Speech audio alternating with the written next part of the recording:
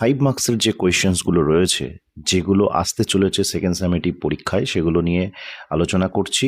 এর ভিতরেই কিন্তু প্রশ্নগুলো থাকবে আমাদের সেকেন্ড সামেটিভ পরীক্ষায়, এবং এটাও গুরুত্বপূর্ণ বিষয় যে এই যে চ্যাপ্টারগুলো রয়েছে, এই চ্যাপ্টারগুলো থেকে কিন্তু এই প্রশ্নগুলোর মধ্যে থেকেই মাধ্যমিক 2027-এও কিন্তু প্রশ্ন আসতে চলেছে।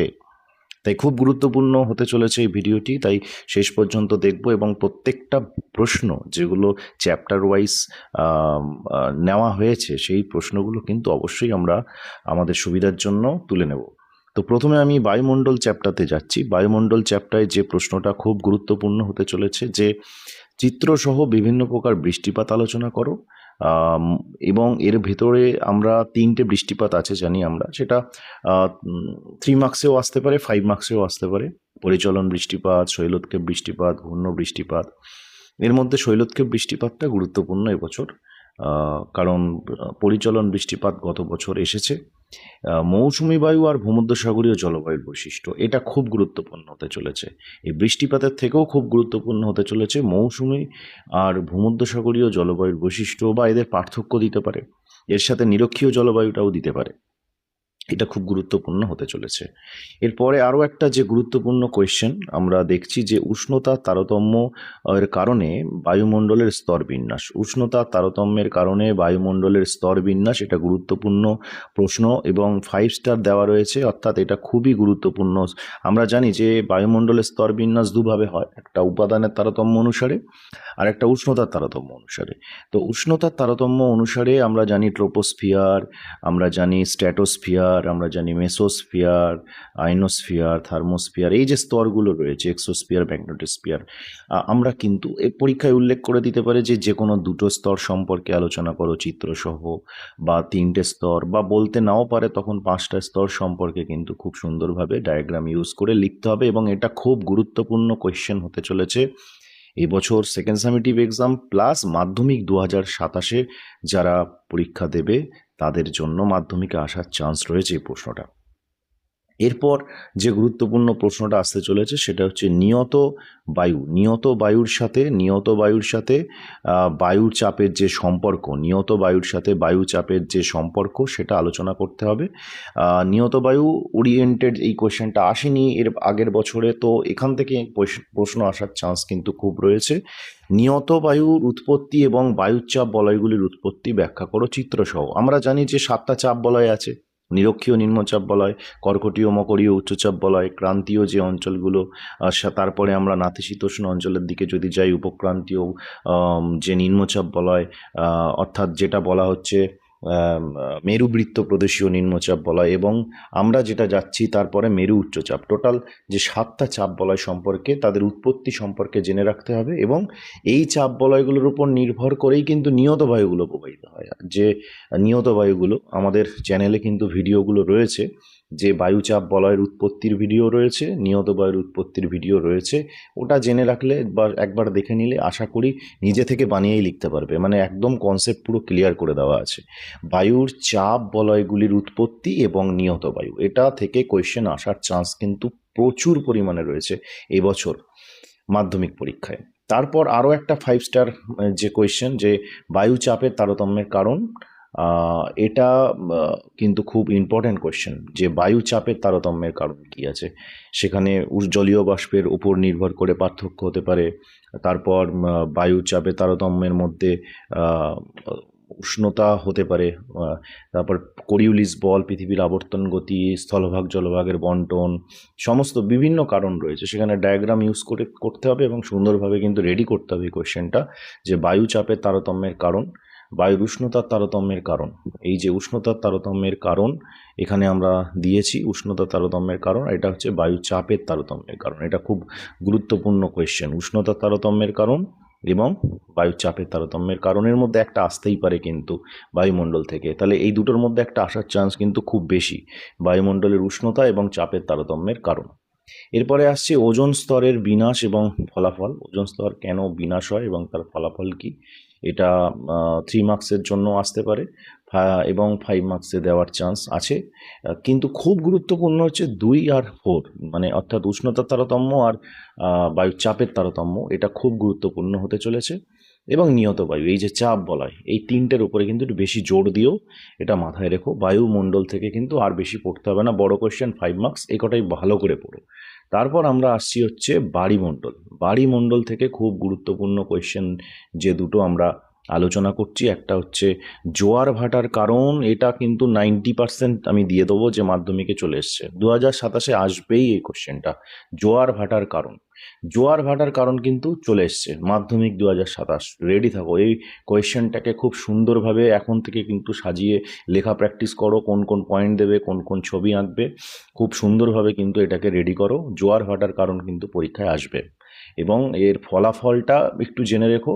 আমি ফলাফলের থেকে কিন্তু কারণটাকে বেশি প্রেফার করব, যে কারণ কিন্তু চলে আসবে মাধ্যমিক 2027-এ। যদি স্কিপ করে যায় তাহলে বায়ু সমুদ্র স্রোতের ফলাফল, সমুদ্র স্রোতের উৎপত্তির কারণ, সমুদ্র স্রোতের উৎপত্তির কারণ যদি স্কিপ করে যায় তাহলে সমুদ্র স্রোত কেন সৃষ্টি হয়। হ্যাঁ, আমি 90% এটাকে রাখছি, জোয়ার ভাটার উৎপত্তির কারণ। আর মাধ্যমিকের জন্য সেকেন্ড সামেটিভে তো আসবেই, তার সাথে সাথে মাধ্যমিকের জন্য কিন্তু খুব গুরুত্বপূর্ণ কোয়েশ্চেন, যে সমুদ্র স্রোতের উৎপত্তির কারণ আর এদিকে জোয়ার ভাটার কারণ। আমি 90% এগিয়ে রাখবো হচ্ছে জোয়ার ভাটাকে, কারণ এবছর সমুদ্র স্রোতের ফলাফল নিয়ে কোয়েশ্চেন এসেছে, তাই জোয়ার ভাটা উৎপত্তির ওপর আমি বেশি ফোকাস করছি। তো আসবেই পরীক্ষায় কোয়েশ্চেন আসবে, এই দুটোর মধ্যে একটা আসবেই মাধ্যমিকে। এবারে আমি ভারতের অর্থনীতি চ্যাপ্টারের মধ্যে যাচ্ছি। ভারতের অর্থনীতি চ্যাপ্টারের মধ্যে সেকেন্ড সামেটিভে এবং মাধ্যমিকের জন্য কোন কোন কোয়েশ্চেনগুলো খুব গুরুত্বপূর্ণ হতে চলেছে। তো চাষ তো একটা আসবেই পরীক্ষায়। এবার চাষের জন্য কিছু মানে তোমার শর্টকাট টেকনিক রয়েছে, সেই শর্টকাট টেকনিকগুলো জেনে রাখলেই চাষ অ্যাটেন্ড করা যায়। যে চাষ, আমি গত বছরে যে চা চাষ এসেছে, তাহলে চা চাষের উপর নজর সরিয়ে যদি আমরা দিই, চা রিলেটেড কফি আছে, কফি থেকেও যদি নজর সরিয়ে দিই, তাহলে খাদ্যশস্য থাকবে। খাদ্যশস্য হচ্ছে ধান, গম আর মিলেট। ধান, গম আর মিলেট, আমি ধান গমকে 1 নম্বরে রাখছি, মিলেটকে 2 নম্বরে রাখছি। ধান গমের মধ্যে একটা আসার চান্স খুব বেশি।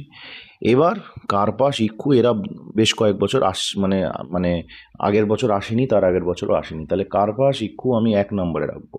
কার্পাস আর ইক্ষুকে আমি 1 নম্বরে রাখবো, যে কার্পাস ইক্ষু আসার চান্স কিন্তু সব থেকে বেশি। কার্পাস অথবা ইক্ষু এর মধ্যে একটা আসার চান্স কিন্তু সব থেকে বেশি।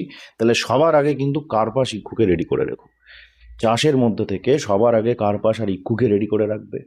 বাকিগুলো ধান, গম চোখ বুলিয়ে রাখবে। ছোট ক্লাস 9-এও পড়েছো, এ তো নিজের মতো করে লিখতে পারবে ধানকে, কোনো অসুবিধা নেই। মানে কয়েকটা পয়েন্টস তো রেডি রাখতে হবে তোমাকে, উষ্ণতা, বৃষ্টিপাত, বাকি তো পয়েন্টস করে লেখা যায় সুন্দর করে। তাহলে কার্পাস ইক্ষুর পরে ধান গমকে রাখছি, কার্পাস ইক্ষু, ধান গম, মিলেট, কফিটা শেষে রাখছি। এইগুলো কিন্তু রেডি করে রাখবে।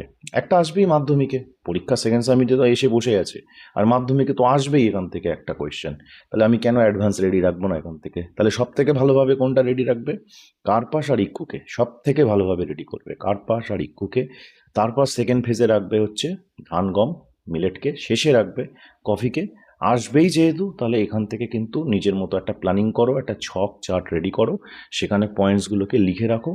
হ্যাঁ, তার মৃত্তিকা কেমন লাগে, তার জলবায়ুর মধ্যে উষ্ণতা, বৃষ্টিপাত কেমন লাগে, আর্দ্রতা কেমন লাগে, মাটির ভূপ্রকৃতি কেমন লাগে, এই সমস্ত পয়েন্টসগুলো। আর যদি ভৌগোলিক পরিবেশ দেয় তাহলে কিন্তু বাকি যে অর্থনৈতিক দিকগুলো আছে, শ্রমিক থেকে শুরু করে কোথায় কী লোকেশনে চাষ হয়, যন্ত্রপাতি থেকে শুরু করে এই সমস্ত পয়েন্টসগুলো, মূলধন, হ্যাঁ, পরিবহন ব্যবস্থা, উচ্চ ফলনশীল বীজ, এগুলো অর্থনীতিকের মধ্যে যাবে, প্রাকৃতিক আর অর্থনৈতিক। আর যদি শুধু প্রাকৃতিক উল্লেখ করে দেয় তো কোনো অসুবিধা নেই। এরপরে যে কোয়েশ্চেনটাকে আমি শিল্প থেকে রাখবো, যেটা মাধ্যমিকে আসার চান্সও রয়েছে, পশ্চিম ভারতে পেট্রোরসায়ন শিল্পে কেন্দ্রীভবনের কারণ, চিত্রসহ। পেট্রোরসায়ন শিল্প আর হচ্ছে কার্পাস, এই দুটোকে আমি রাখছি, পেট্রোরসায়ন শিল্প আর কার্পাস। পশ্চিম ভারতে পেট্রোরসায়ন শিল্পের কেন্দ্রীভবনের কারণ চিত্রসহ আলোচনা করো। আর পশ্চিম ভারতে কার্পাস শিল্পের একদেশী ভবন কেন ঘটেছে, আমি কার্পাসকে 5 স্টারে রেখেছি, কার্পাস খুব ভালো করে করবে। আর সেকেন্ড করবে হচ্ছে পেট্রোরসায়ন। অর্থনীতি থেকে এই গুটি কয়েক কোয়েশ্চেন করো, তোমাকে বেশি কোয়েশ্চেন করতে হবে না, এই গুটি কয়েক কোয়েশ্চেন করো, কার্পাস করো, পেট্রোরসায়নটা করো। পেট রসায়ন শিল্পের জন্য তুমি 7 থেকে 8টা পয়েন্ট খুব সুন্দর করে রেডি রাখবে, একটু ভূমিকা দেবে, 7-8টা পয়েন্টের ওপর ডেটাবেস নিয়ে রেডি করে তুমি পরীক্ষায় জন্য রেডি করে রাখো নিজের মতো করে। হ্যাঁ, ডেটাবেস যেন থাকে, তাতে একেবারে ঢালা লিখবে না, আর লোকেশনগুলো দিয়ে ডায়াগ্রাম ইউজ করে। আর পশ্চিম ভারতে কার্পাসের জন্য সেমভাবে 7-8টা পয়েন্ট খুব সুন্দরভাবে রেডি করে রাখো, যাতে ডেটা ভিত্তিকভাবে তোমাকে যেন রিপ্রেজেন্ট করা যায় কার্পাস শিল্পের একদেশী ভবনের কারণ পশ্চিম ভারতে। আর একটা কোয়েশ্চেন আমি এখান থেকে রাখবো এই অর্থনীতি থেকে, নগরায়নের সমস্যা, শহর গড়ে ওঠার কারণ। এটা দুটো ফেজে যাবে। আমি নগরায়নের সমস্যাটাকে রাখছি ফার্স্ট ফেজে, সেকেন্ড ফেজে রাখছি শহর বা নগর গড়ে ওঠার কারণ। নগরায়নের সমস্যাটা খুব গুরুত্বপূর্ণ কোয়েশ্চেন। এটা মানে তোমার ধরো জনসংখ্যা যে পার্টটা রয়েছে সেখান থেকে গত বছরে এসেছে হচ্ছে ভারতের জনবন্টনের তারতম্যের কারণ। যদি নগরায়নকে টাচ করে, যদি জনসংখ্যাকে টাচ করে, তাহলে নগরায়নের সমস্যাকেই টাচ করবে। কেন? জনবন্টনের তারতম্য এসে গেছে। আর শহর বা নগর গড়ে ওঠার কারণ, এটাকে কিন্তু তোমার রাখতে পারি আমি এখানে। তাহলে আমি অর্থনীতি থেকে এই কটা কোয়েশ্চেন কিন্তু জলভাত করে রাখবো। 100% গ্যারান্টি আসবেই, 100% গ্যারান্টি। মাধ্যমিকেও আসবে এর ভেতর থেকে, এটাও আমি গ্যারান্টি দিলাম। তোমার সেকেন্ড সামিটিভে যিনিই কোয়েশ্চেন করুক না কেন, এই কোয়েশ্চেনগুলোর মধ্যে কিন্তু টাচ করতেই হবে। তুমি মিলিয়ে নিও পরীক্ষা দিয়ে আসার পর এই ভিডিও কোয়েশ্চেনগুলো নিয়ে, বা তুমি তো খাতায় লিখে নিচ্ছ কোয়েশ্চেনগুলো, মিলিয়ে নিও, তারপরে তুমি কমেন্ট করো, এখন কমেন্ট করতে হবে না। স্কুলে যিনি কোয়েশ্চেন করবেন উনি যদি মাধ্যমিক পরীক্ষার প্রশ্ন কেমন হয় সেই স্ট্যান্ডার্ড রেখে যদি প্রশ্ন করেন, তাহলে এর ভেতরে তোমাকে কোয়েশ্চেন দিতেই হবে, তুমি কমন পাবেই এর ভেতর থেকে, গ্যারান্টেড। তো খুব ভালো করে পড়ো। আমরা এই ভিডিও লিঙ্কে মানে যে ডেসক্রিপশন রয়েছে সেই ডেসক্রিপশনে অন্যান্য যে ভিডিওগুলো রয়েছে এই চ্যানেল ওরিয়েন্টেড, তোমার চ্যাপ্টার রিলেটেড কনসেপ্ট ক্লিয়ার করার জন্য আমি ডেসক্রিপশনে সব দিয়ে রাখছি। প্রত্যেকটা চ্যাপ্টারের ওয়ান শট লিঙ্ক রয়েছে, তুমি সেখান থেকে, যেহেতু সামনেই পরীক্ষা, জেনে নাও, দেখে নাও, বুঝে নাও, এবং চ্যাপ্টারগুলো সম্পর্কে আইডিয়া হোক। কারণ আমাদের কিন্তু শর্ট কোয়েশ্চেনের নোটও আসবে, শর্ট কোয়েশ্চেনের সাজেশনও আসবে এই চ্যানেলে। শর্ট কোয়েশ্চেনগুলোও কিন্তু ওর ভেতর থেকে ম্যাক্সিমাম কমন পাবে। 2 মার্কস 3 মার্কসের কোয়েশ্চেনের সাজেশন অলরেডি কয়েকটা চ্যাপ্টার আমি ভিডিওয়ে দিয়ে রেখেছি, তোমরা মাধ্যমিকের সাজেশন হিসেবে সেগুলোকে পাবে, সেগুলো সেখান থেকে দেখে নাও। কোনো তোমাদের কনফিউশন থাকলে কমেন্ট করে জানাতে পারো।